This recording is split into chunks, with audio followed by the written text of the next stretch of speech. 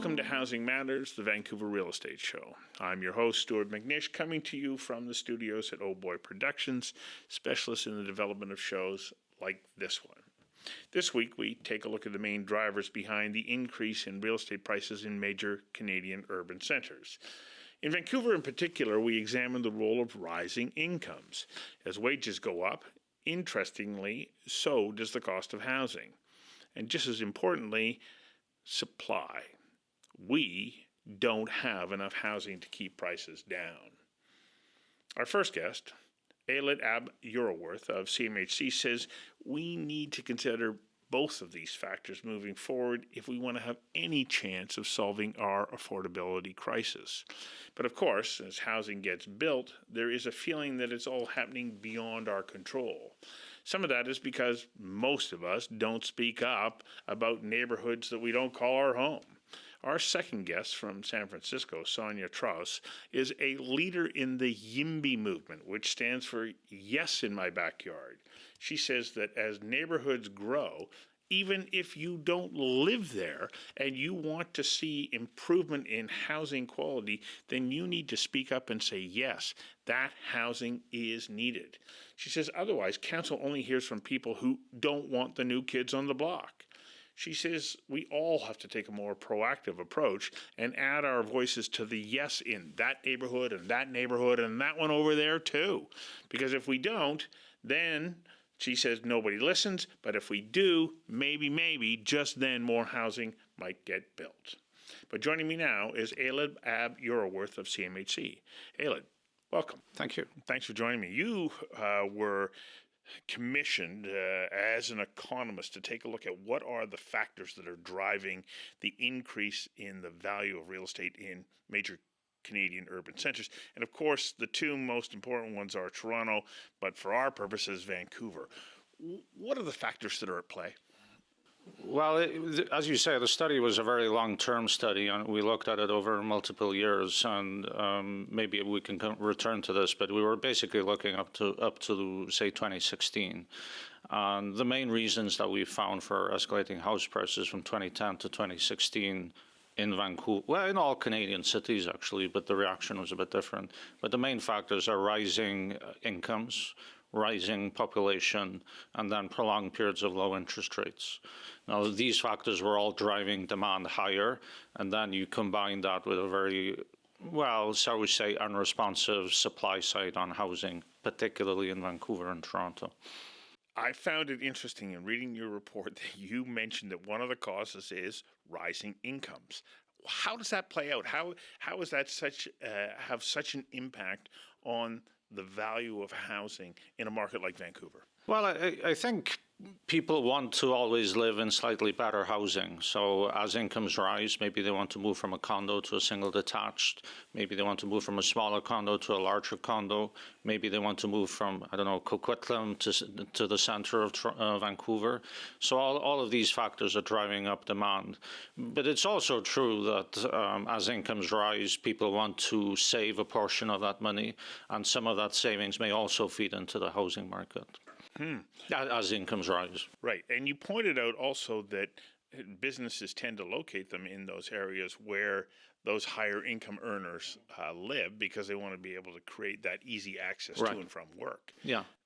These appear to be interesting factors and kind of contrary to the narrative that we had been hearing so much about it being foreign investment that was driving the surge in prices in this marketplace. When you looked at this, what impact did foreign investment have? Well, to be fair, we have very limited, borderline poor data on foreign investors, and particularly the over time. So StatsCan has now been putting a lot of resources into developing data on foreign investors, foreign buyers, non-resident buyers, to use the technical term. But what they have been concentrating on is having that data across Canada. It's a particular challenge for us in that the data do not go back in time, so we can't look at the history. Now, depending on how you slice and dice the data, the extent of non-resident ownership of the stock of housing in Vancouver shall we say, is between 5% and 10%, depending on how you define things. There was a recent report that changed the definition, or how you consider a property to have some non-resident influence. But that could be Canadian non-resident Exactly, or foreign non-resident. Yeah, I mean, it could be that there's a couple living in Vancouver and one of the spouses is working in the U.S., and so they would be non-resident for tax purposes, but still own the property in Vancouver. So that's why the use of the word non-resident is a loaded term. Well, it's a loose term because it's hard to define exactly what it means. Yeah. Well, there had been such a focus on Asian, and in particular Chinese investment, that there was this belief that that was what was driving the increase in housing prices. But now they put in the foreign buyers tax, and it seems to have had a dampening effect on the market. Yeah, well, a few points on that. The only really reliable, I think, data point on the extent of foreign investors was exactly at the time when that tax was introduced. And I think, if memory serves, it was around 13 to 14% of the flow of residential purchases were foreign at that time. So, and you've alluded to this already, but yes, non-resident buyers had an impact on house prices in Vancouver. But it's just kind of hard to say it's the dominant effect or the principal effect. Like I said, going back to the report, we found that these conventional factors like income, population, interest rates accounted for the vast majority of the increase. We do not have to go beyond that to say what is causing house prices to escalate in Vancouver. Right. Well, when I think about that income, we see a huge surge in the number of jobs that are coming in the high tech and increasingly in biotech, and they traditionally pay more money. Yeah. And so that is going to have an impact on housing, isn't it? Absolutely, and it's the same in Toronto. I mean, it may not be the same industries. Toronto has a much larger financial services, but again, it's the same argument. These are very high-paying jobs. They're usually in the city centres. These firms like to co-locate to benefit and feed off of each other. And so I think the same phenomena is at work here in Vancouver. Right, because they help to create a pool of talent that each of those companies can draw on. Yeah. So they keep bringing in these people, they keep pushing up the value of real estate.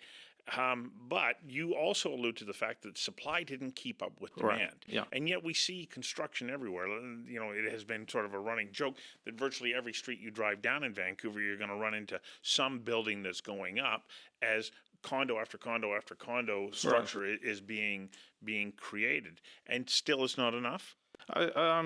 Well, that's what the evidence suggests. I mean, the other challenge is that when we talk about the supply responsiveness, we mean quick supply responsiveness. So the fact that there wasn't a lot of supply responsiveness from, say, 2010 to 2016, and now it's catching up. But the issue is that house prices have gone up in the meantime. So what you would normally expect is as house prices go up, there is this reaction from the private sector of building more. But the issue in Vancouver seems to be is that decision to build has been delayed quite a period. Well, and it's slowed down right at the moment. The fact or the figures have just come in that indicate that no, that whole sector is literally pausing as they're trying to figure out, okay, how's this all going to play itself out? And yet people are still coming to Vancouver. What does that say about being able to create affordable housing? It's a real challenge, and I think that's a little bit the struggle, is how do you incent or encourage the development industry to carry on building continuously, because with prices where they are at the moment, there are serious affordability issues here in Vancouver, and so, but it'll take time, but the only long-term solution is more supply. So you also focused on a couple of different things. One was about the focus on condominium development, but but also on single-family dwelling. What's the difference in those two markets when you take a look at it?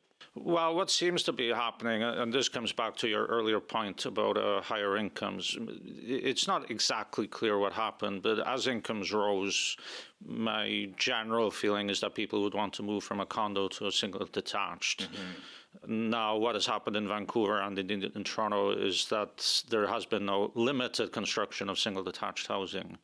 And so that's why the single detached housing really, the prices of those really started to increase. And so those became out of reach. But rather than having an increased supply of single detached, the supply seems to have happened on condos. And so people have been moving into condos. I mean, there are struggles there as well because people want more space, maybe because their families are bigger. And having a two-bedroom condo may not be sufficient for their needs. So that's where there are struggles in that area as well.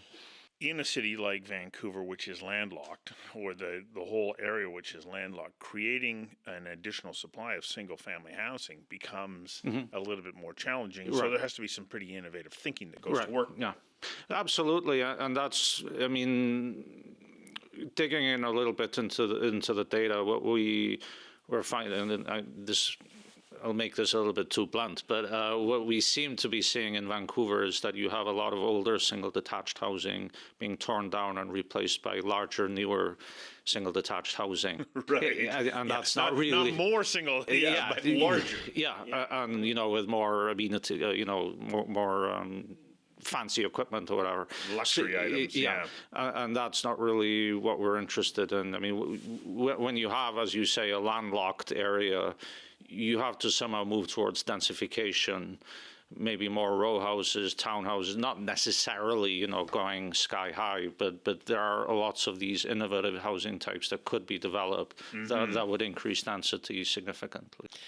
From your perspective, are we going to continue to see this pressure of not enough supply, increasing demand, and rising prices? No matter what we do, is there any way that we can get out of that cycle? At the moment, that seems to be the trend. But ultimately, supply, there has to be a supply response in the way that we were discussing, having more density. But this will take time. I mean, going through the whole planning process, but then the actual construction process, this is a multi-year effort to increase supply. So ultimately, supply will be the solution, but in the meantime, it's a very tricky situation. Well, and then when we talk about that supply, it's creating greater density. And not everybody, falls in behind that as being a good idea. There are some people who go, no. There are a whole bunch of issues that are related to increased density that maybe we don't want to have or invite in.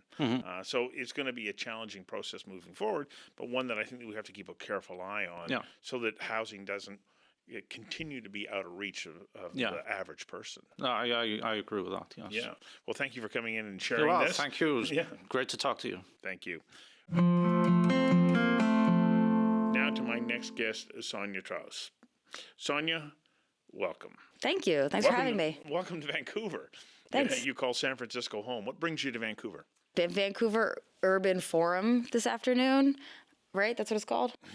Yeah. And you're going to be presenting. What's the subject of your talk? Subject of my talk is actually about how pro-housing renters, homeowner allies can get involved in politics and why it's essential. Why is it essential? Because our whole system, the reason that we're underproducing housing is that unlike most political decisions where like a sales tax, some politicians put the idea out there and pro and con kind of come and make their case, and then the electeds sort of make a decision. When we are deciding about whether to build a new apartment building, we really only ask the people who are by definition going to be against it. We go to the people that live right nearby who already have housing, and we say, what do you think about this? These are the people who are going to experience the harms that are created. I mean, if there are any, but the perceived harms, the feeling like, oh, there'll be more traffic or my neighborhood will change. But the benefit of that housing accrues to all the future residents, and in a small way, really to anybody that's in the market for housing. And our system right now is set up it's not set up to really like pull all those people in. And so, you know, if you're generally pro housing, you can't just sit around and feel like somebody's going to be bringing your point of view forward. Like, people have to be proactive. Yeah, that's an interesting point, because of course you're talking about the Not in My Backyard group who go, I'm already here, this is my backyard, I don't want it. Yeah. Now, I know that you played a big role in the starting of the YIMBYism, yes in my backyard movement. As you're explaining this to me, I'm thinking, okay, well, how do you get people who don't live there or even know that they might live there become active and get out and then speak in behalf of the building of rental housing in that area? It seems to be left to those people who are the developer or to representatives. How do you get people then to say, yep, this matters to me, I'm going to get out there and put my voice forward? Yeah, well, there's a saying, like, there's no better organizer than a bad boss. I mean, one thing is the problem has gotten really bad, so that's helpful. You know, there's people who probably didn't think they would get involved in local politics, kind of looking around like, what can I do? Things Like are terrible. You weren't really expecting it either, were you? Yeah, that's exactly right. I was a high school math teacher, and it was just so obvious that in San Francisco we needed more housing. It's a very popular city. Population is growing. People are having kids. The economy is hot. You know, similar to Vancouver, people are trying to move there, and they just were not building enough housing. It was crazy. So one thing is, yeah, people are starting to get outraged. Another thing, actually, that does help is really publicizing some of the concerns. You know, housing is at the base of our pyramid of needs. You know, it's core. It's like clean water. Do you want clean water? Yes, it's a good thing. And so people are already kind of they're inclined to think it's good. And then when you hear some of the things that the opponents say about the housing, and sometimes some of the things that opponents say about renters is really prejudiced, you know, like renters, they don't take care of the neighborhood, they don't really belong here, their kids are going to do crimes. That's something that I heard at a public hearing once. It's like insulting. And for better or for worse, we kind of live in like an era of outrage, and we get a lot of people just like that come in because they find out what people are saying on their behalf, you know, that the homeowners will go and say, the whole community agrees with me. You know, these apartments are just going to make our neighborhood a slum. And it's well, that very thing did happen here around one development. That people were saying that, or it became a slum. That it'll turn this into a ghetto. Right, exactly. And it's so, yeah, when people find out that that's like the level of discourse, they get mad. And then it's just a matter of making sure they know where to get mad, who to get mad at. Okay, so as you point out, the people who live in that neighborhood are the ones who can have a voice because they're there and they go, this is my backyard. How do you then get people who are responsible and invested potential renters to say, okay, I'm going to step up and I'm going to go speak to that issue? Because, you know, we're all trying to live our own lives. And what tends to happen is that these things get left to an advocacy group. Oh, yeah, definitely. That then is viewed through the lens of, well, you're just advocating for that because that's how you make your paycheck. Well, as it is now, I mean, I don't know. Like so you guys have Abundant Housing Vancouver, which is all volunteer run. You know, there is no paycheck there, so no one can say that. But even if there is, I think you have to be pretty cynical to be like Greenpeace. You just care about the environment because that's how you make your paycheck. You know, I think that the housing and this was kind of an open question a few years ago, but there are a lot of housing advocacy groups now all over the U.S. and in Canada, and I think that the elected officials actually have been receptive because they can see that when you bring people to public comment, that's really the most visible thing. Emails and calls are also excellent, but you know, if you show up to public comment, your city council person will see that you're just a regular person, you know, and. Okay, so I think that speaks to the power of the individual rather than the group that we hear time after time after time. So how do we then reach out to people who would be benefactors because there'll be an increase in supply to say, come forward, get involved? Because a lot of people go, well, I'm not very good at it, and right. I'm afraid, and so, you know, what's the point? Yeah, I actually like one of the great things, it's definitely true that a lot of people feel like they're not going to do a good job at public comment. A lot of people think you need a lot of facts and figures. But one thing that I always tell people is to just go and see. You know, don't necessarily plan to talk, But when people go to a city council meeting and they see the level of discourse there, someone might go and think like, oh, I'm not going to be able to make a good speech. But when they see the other speeches, they realize that the bar is low. It's not hard to make a speech. And a lot of times something that a housing opponent says is like so infuriating, or they'll misstate some facts or say something that's just outright not true or something that's insulting, that then the pro-housing person is like motivated and they're like, okay, I'm going to take my 5 minutes or 3 minutes. Well, I watched one of your videos, and I think in it you said, look, even if you don't do a good job Yeah. when you go out, it's better than nothing. It is better than nothing. They have to hear from you. And so this is what's important. Now, there are some people who go, okay, so you're going to do all of this. What will be, like, I'm worried about what the downside of it will be. But you say there's a tremendous amount of upside. What is that upside into communities and into the city as a whole? Well, the first upside is that people get to live where they want to live. Whether that's close to work, close to their families, close to some subculture, that is going to help them like achieve all of their goals. Mm-hmm. The other upside actually for cities is property tax revenue. This is something that definitely gets lost in California. It's incredible. But cities need humans to operate. So, and then just the general community. Like I truly believe that density is great. I love living near all kinds of people. It's partially I'm Jewish, so as a religious minority, I realize that no matter what kind of minority you are, it could be like a religious or racial minority. It could just be that you are very interested in like, Renaissance string instruments, whatever. If there's a lot of people around, then the likelihood that someone similar to you that shares your interests or your lifestyle being nearby is much higher. And so it just like, it creates the possibility for diversity. Just like nothing else. And then plus the environmental benefit. Like we can't keep sprawling. So, and also there are a number of issues around access to affordable housing for those people who become disenfranchised. As a renter, I'm thinking, okay, well, I got a job and I want to live there and I'm going to get out and I'm going to speak on behalf of development in that community. But by extension, do we also have a responsibility to those people who are disenfranchised, who don't have a place to live, who are struggling to make it through the week or the day? Yeah, that's absolutely part of it. So one thing I think people don't fully appreciate is how zoning makes affordable housing impossible.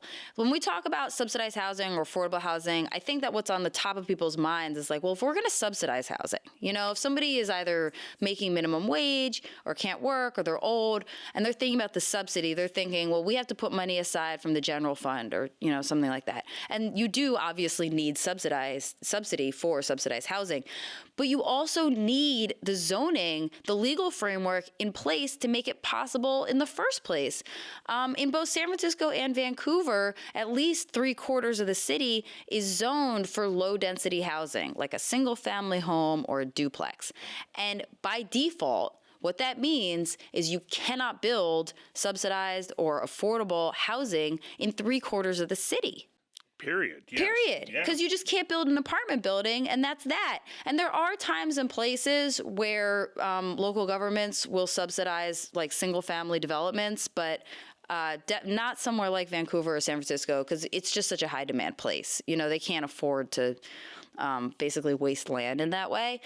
And so I think, it's really very unfair because one, if you qualify for subsidized housing, you're locked out of literally 3/4 of the city.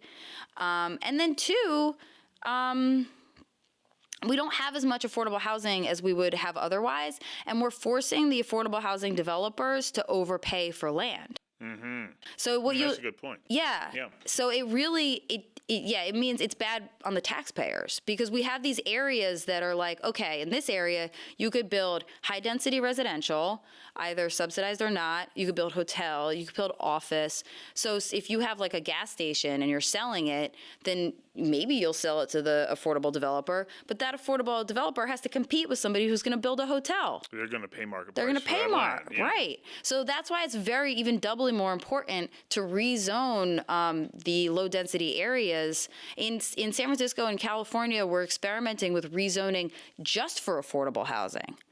And then that way, the affordable housing developer, all they're competing with is some, low density and low revenue use. And they can get the land for cheaper, save the taxpayers, or build more housing. Your overriding message, though, is don't be afraid of density. Yeah. When it's coming to your neighborhood, say yes in my backyard, not no in my backyard. Yes. Thank you very much. Thank you so much. Thanks for having me. My pleasure. Thank you for tuning in on Apple Podcasts, the VancouverSun.com, and theprovince.com, and of course on the Vancouver Sun's YouTube channel. Please be sure to become a subscriber because you don't want to miss an episode. I also want to acknowledge Arnold Chang, Greta Gibson, and Derek Hayter, without whom this show would not be possible. What a great team. I'm Stuart McNish. Thanks for joining us on Housing Matters, the Vancouver Real Estate Show. See you next time.